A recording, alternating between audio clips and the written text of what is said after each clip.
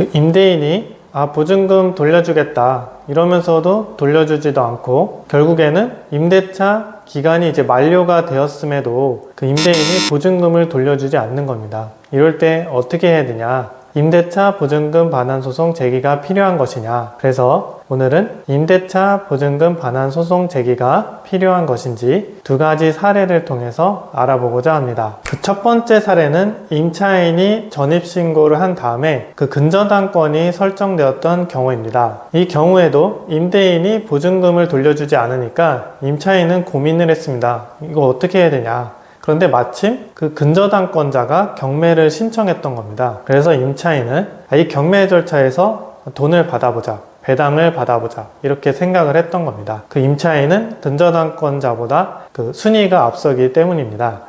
그래서 이제 경매법원에서 통지가 오고 이렇게 경매 절차가 진행이 되는구나 이렇게 생각을 하고 기다렸습니다. 2년 정도 시간이 흘렀는데 어느 날부터는 이제 경매법원에서 통지가 안 오더라는 겁니다. 그래서 알고 보니까 이제 경매 취소가 됐던 겁니다. 그 경매가가 높아서 계속해서 유찰이 되다가 결국에는 경매가 취소가 됐던 겁니다. 그래서 이 임차인의 경우에는 2년이라는 시간을 기다렸지만 결국에는 돈을 받지 못하는 그러한 경우가 됐던 겁니다. 그 두 번째 사례는 얌체 임대인의 사례인데요. 임대인이 임대차 기간이 끝났음에도 임차인에게 보증금을 돌려주지 않았습니다. 여기서 임차인은 어차피 이 집에서 계속 살 건데 일단 계속 살아보자. 임대인이 돈이 없으니까 보증금을 못 돌려주는 거겠지. 이렇게 생각을 하고 임차인이 그 집에서 한 7년 정도를 더 살았던 겁니다. 그런데 어느 날 이제 임차인이 등기부를 확인해 보니까 등기부에 근저당도 있었고 압류도 된 것이 있었는데 이와 같은 채무들을 임대인이 모두 갚았다는 겁니다. 임대인이 보증금은 돌려주지 않는데 다른 채무들은 다 갚았던 거죠. 그러면 이러한 경우에는 어떻게 해야 되느냐? 임차인이 스스로 경매 신청을 해야겠죠. 아니면 임대인의 다른 재산들, 임대인의 다른 부동산이나